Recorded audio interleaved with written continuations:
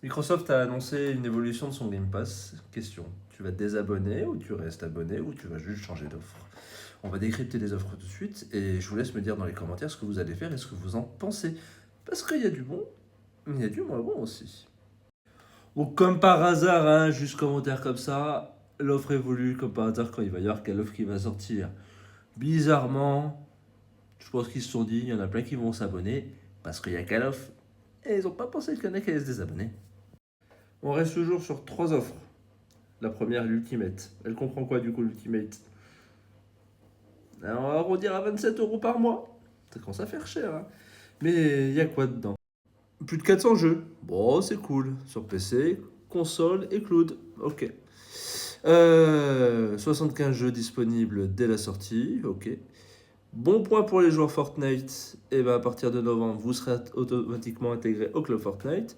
Pour ceux qui sont fans du catalogue Ubisoft, qui représente quand même beaucoup de vieux jeux, eh ben, vous avez l'Ubisoft maintenant qui est intégré. Il est toujours intégré. Cloud Gaming illimité à notre meilleure qualité. Ouais, bah reste à voir la meilleure qualité que ce sera, hein.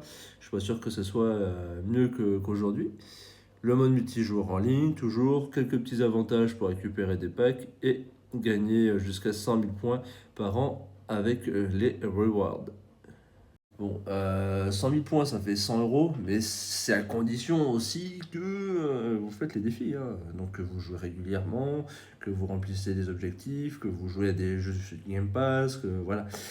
Donc, autant dire, c'est pas, vous n'allez pas faire les 100 €, hein, ça c'est sûr et certain. 27 €, je trouve que ça commence à faire cher. Je sais pas vous, mais là, ça commence un petit peu à piquer. Parce que sur une année, aïe, après, ceux qui prenaient l'abonnement Fortnite et tout déjà, ça n'avait pas une grosse augmentation de prix, au contraire. Ça fait même peut-être potentiellement une diminution de tarif, hein. Avant, c'était 17, on était à 18 balles, plus 11 €, on va dire 12 €. Ceux qui prenaient les deux, c'est intéressant. Mais ceux qui jouent pas à Fortnite ou qui prenaient pas le club, ah, pardon, mais aïe.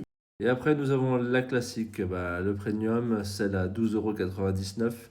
Vous avez exactement à peu près les mêmes choses qu'avant, pas de grosses nouveautés, rien de foufou. Et après, l'essentiel, où là ça passe à 8,99 €, donc soit 9 €. Là par contre, je trouve que ça commence à faire cher pour ceux qui veulent juste jouer en ligne.